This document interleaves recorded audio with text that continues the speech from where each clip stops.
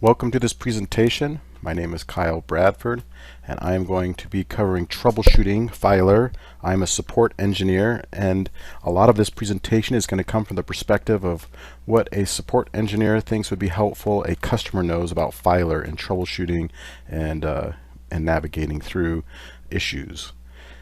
The main focus will be on this Filr info script, which is a tool heavily used by support and I believe should and can be used heavily by customers. And we'll also talk about some common issues.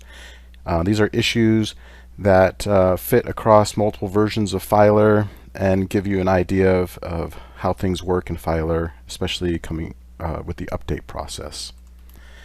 So the Filr info script was developed by support. It is a script which creates a text file. That text file includes information such as product version information, resource information, disk space, memory, inodes, so forth, utilization, and configuration files, and the last few hundred lines of relevant log files. You can download this script from by running this command on your Filr server. It's a wget command. A -P means place the file in that directory. I think it makes sense to put it in the temp directory. And this is the URL where it's usually hosted. I'll just warn you that sometimes this FTP outgoing, it cleans itself out over time, and so this file sometimes is not there. If it's not, email me. You can see my email address here, kyle.bradford@microfocus.com, and I'll put it back up. Or if you don't see it, it could be that we've increased the version, because anytime we make a change to the Filr info file, if we in support realize, hey, there's another configuration file or log file or something that we have found useful in identifying problems, we'll add to it and increment the version number. So if you don't find it on 2.7, try 2.8, 2.9, 3.0, and so forth. And if it's just you're just not finding it, email me. I'll put it up there and I'll let you know which version is up there. The output file will be put in two places. One is in the temp directory, and the other, it makes an attempt to auto-upload to ftp.novell.com/incoming. It's two L's, sorry for the typo there. And that's an easy way for us in support to get that file. If for whatever reason you don't want us to see that file, you just want to run it for yourself, you can go into the script file, do a find, and look for FTP, and you'll see it's near the bottom, and you'll see the command that attempts to upload it, and you can comment that out. Not a big deal. So why would a customer be interested in the Filr info script? It's clear that a support engineer would want to, but why a customer? The most important reason, I believe, is it gives you a baseline of your working environment. In fact, after this presentation, I highly recommend you go out and run this, because I'm assuming your Filr server is working right now, and it would be extremely valuable to have this output file while it is working, a baseline of a working situation. I'd also do it before an update. It'd be curious to know what got changed during this update, which RPMs got changed, which configuration files got changed. It's a great way to learn about your environment. And then a day that, let's say, Filr is having an issue, I'm going to show you a comparison tool. It kind of throws to your attention, here are the differences. This is what changed between the working and non-working. It can really help you isolate and narrow down where the problem is. So go run this script, get a baseline of a working environment. Another reason this is super helpful is you can learn a lot about your Filr environment. Which log files are important? Which log files do support engineers feel are important? What RPM versions do I have? What configuration files are relevant to Filr, and where's the location? And also, you can learn useful Linux commands, especially as related to Filr, and I'll show you where those commands are located in the script. And that's what brings us to our demonstration portion. So there's different utilities out there that compare text files. Beyond Compare is a good one. I believe you have to purchase a license. I use one called KDiff3. It's free, and I feel is just as good as Beyond Compare. So you right click the two files, choose KDiff3, we want to compare. It will load both files side by side, and it highlights the differences. Now in this example, these are actually customer submitted filer info files. I changed the IP addresses, server names, usernames, hashes. I changed everything in here that could be considered sensitive. But these are two different environments, which you likely won't be doing. Although you could, let's say you have a large environment where you have 3 filer app servers, let's say. I would get a filer info file from each one of those, and then you can compare if one's performing better than another, why. You can find out. You can do these comparisons. Just a side note, you can run these against a search server. It will error out in a lot of ways because a lot of the configuration files just don't make sense, or the log files don't exist. But it will grab resource information, some version information, some useful information. But this was really designed for filer application servers. So the first thing you see in here is the version of the filer info file, which happens to be 2.7 right now. That's helpful because if you're comparing 2 different versions, it'll be a little bit confusing to you because some information will be in one and not the other, and you'll be, why is that? And the answer is because the newer version usually contains more information. The next is version information on the filer server itself. Notice, and I always, in this script file, we always include the path, the location of where we're getting this information, or the Linux command. So there's the path. Notice this is 4.3.0.1, and isn't it nice how these tools highlight the differences? This is 4.3.1. It also shows the etc SUSE release file, which shows you the version of SLES. Shows you the uptime. That is the actual command, uptime. Useful Linux command right there. This is important because if you're comparing resources, it's not a fair comparison to compare the memory consumption of a server that's been up for 10 minutes versus a server that's been up for 30 days. If you're asking why is more memory being consumed, you really need to look at how long has this server been up to have an informed comparison. So look at the uptime, look at the disk space and memory info, df-h, great command. Like I said, one of the great things about this filer info file is you can learn useful commands.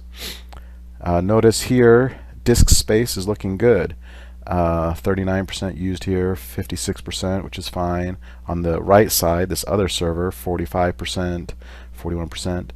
Really, once you start getting over 80% used, you should start to be concerned. Once you hit 85, you can start to see problems. Once you hit 90%, you will see problems.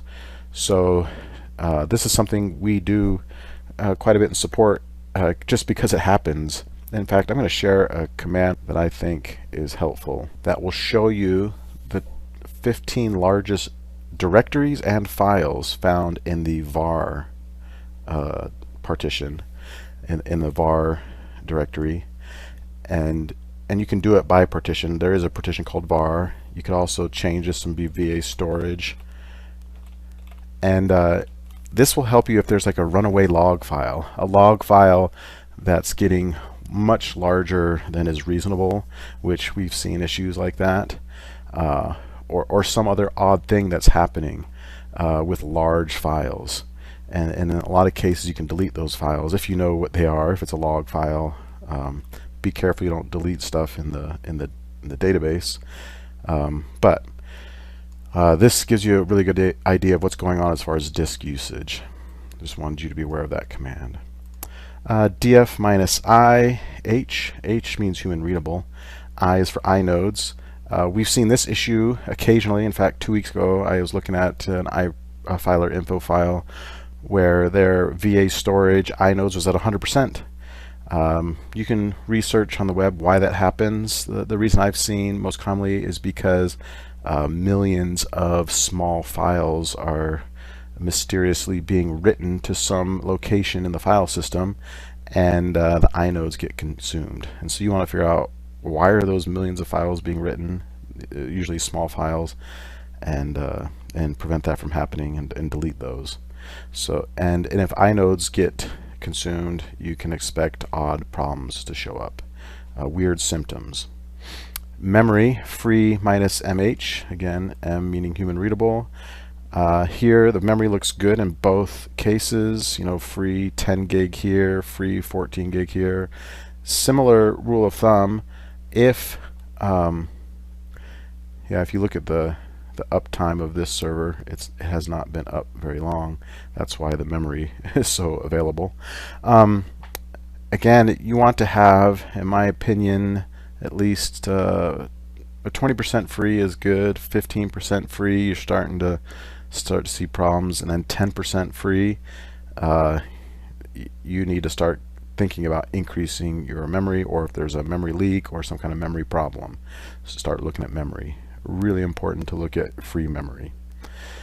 This configuration file, this configuration details.properties file, really important file. You can learn a lot about your system. Here you can see on this side it's a large deployment, meaning the filer application server and the search server and the database server are all on separate nodes, whereas on this side it says type equals local, meaning it's all on one. It's an all-in-one setup. You can see the language that is being used, the time zone. You can see the search server, the listening ports, addresses. Down below, at some point you can look at the Java virtual machine right here, in the JVM and the port 9443 tool. Have your max and a min JVM, which should be around 66 to 70% of total memory. You can see what's configured there. And again, let's see what else we got here. Oh, this is the Lucene address, which would be the search server. Notice here it's local because it's a locally hosted small environment. This is a large setup. Anyway, that's a useful configuration file. It tells you a lot about your configuration. Here's the famtd.conf. This shows the different net folders, or sorry, the net servers. This shows the net servers that are configured, and you can see what's changed over time there if you're comparing on your own system. The mount command, a useful command to see what resources are mounted and see if that's changed in your environment. Top output. If you run the command top on a Linux server, it'll refresh and show you the CPU, the utilization over time, and it refreshes. In this, obviously, it's not going to refresh. This is a text output file, but it does give you a good idea. If there's consistent high utilization, this will catch it. Another resource to look at is CPU utilization. Here's a list of the RPMs that are installed. This is a long list, and I'm not going to go through it, but if you're comparing, let's say, a filer app server 1 and a filer app server 2, and they're behaving different, and you notice there's different version RPMs, that's something to ask yourself about. The Tomcat process is an important process. The filer engine runs on Tomcat. The host file, relevant, ifconfig. The SSF property file. This is the SSF ext properties files, which is the extension file. This one you can manipulate. There are different settings that you can change in here, and it will change the behavior of your filer environment. And you can look up documentation, look on the web, see what options exist. It's a useful file. If you understand what can be modified, you can do good things there. The SSF properties file you do not want to change, because that will get overwritten anytime you do an update. We do not recommend you modify the SSF properties files. If there was something you wanted to change in there, you'd want to put in the SSF ext file, because that one does not get overwritten. So I'm going to power through this.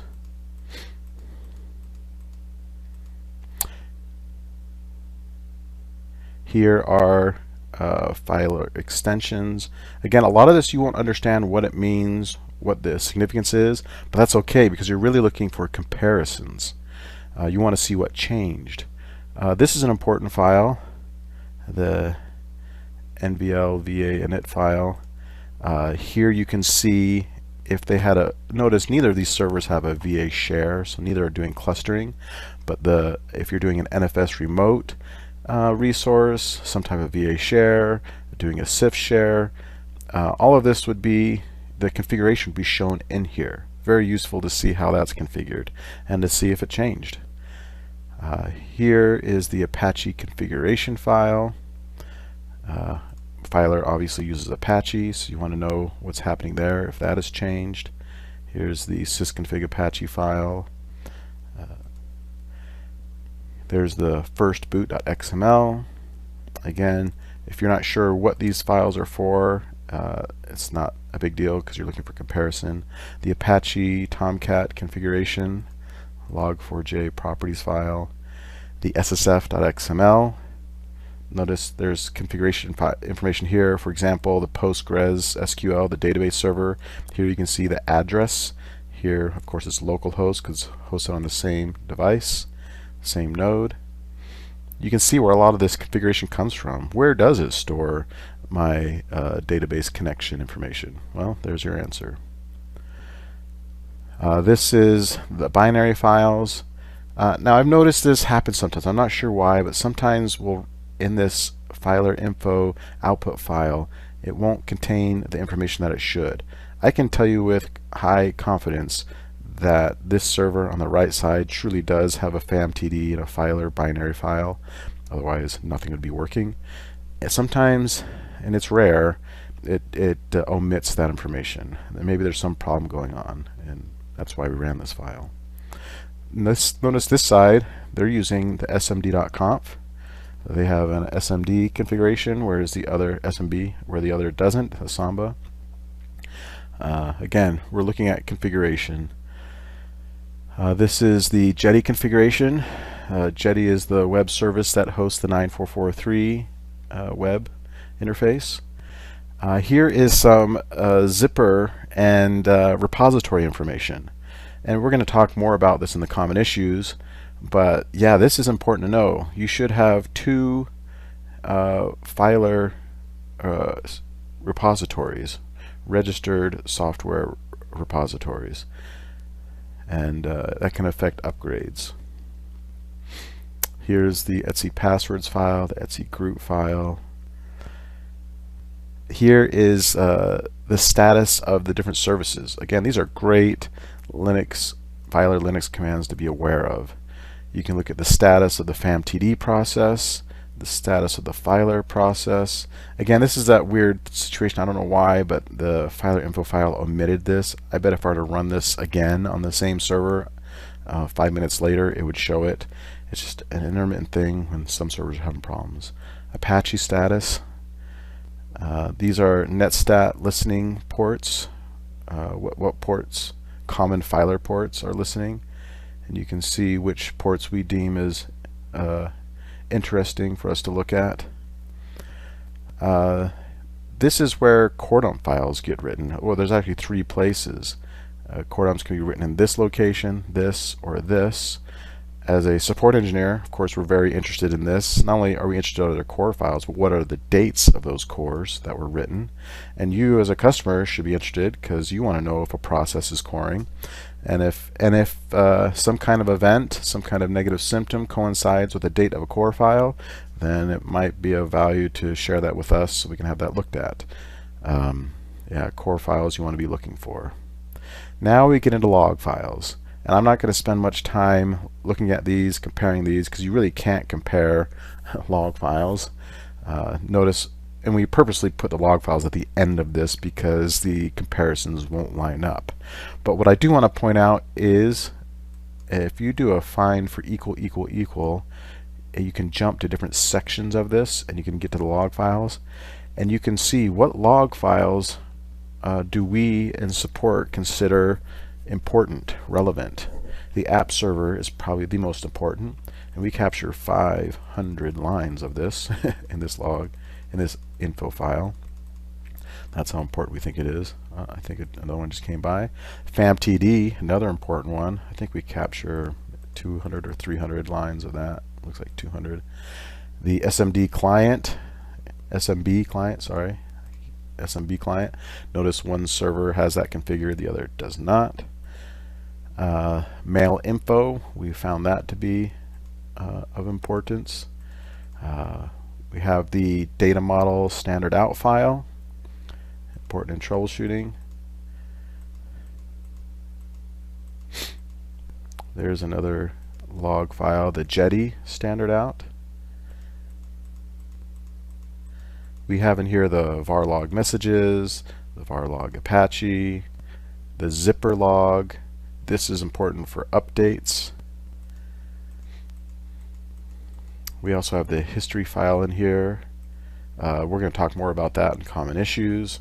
This shows what happened during a patch update, and was it successful, and which script files were run. Whenever an update occurs, it's running various .sh files, and I'll explain why that's important when we talk about common issues. So here are the log files. Know that they exist, know which ones are important, and that is kind of a demonstration of the filer info file and what you can see from it, how to look at it, how to compare it. Now let's look at common issues. One thing I recommend you do on a regular basis is go to our portal and click knowledge base and filter on filer as the product and document type as knowledge documents. And I just pulled it up over here, and notice I have the product filter set here, and I already clicked products, and it brings up a list. You can click more, and I selected filer. This shows by date the most recent articles that have been published. If you want to know what issues are happening, and you can sort by different ways, you can sort by relevance if you want, but if you want to see what's going on in the filer support world, what issues we're seeing, what recent issues we're seeing, here's your answer.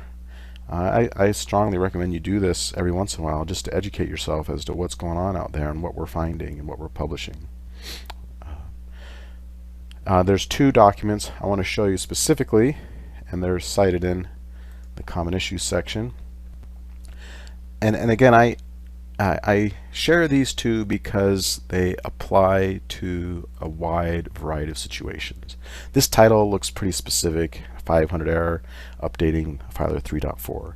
Well, hopefully you're well beyond filer 3.4, but hopefully you're also doing product updates, and this TID still applies, specifically steps 2 and 3 and 4.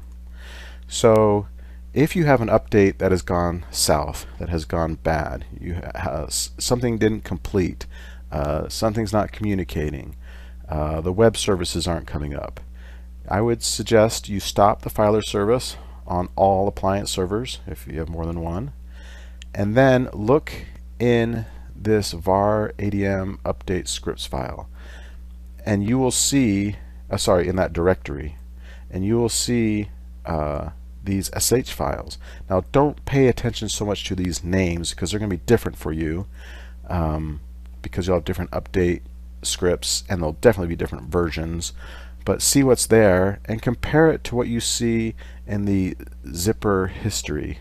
Look at this var log zip history file, and you'll see those sh files being referenced in that history file, and take note, do a find of all those .sh files, and then write them down in order that you see them, and then run them again.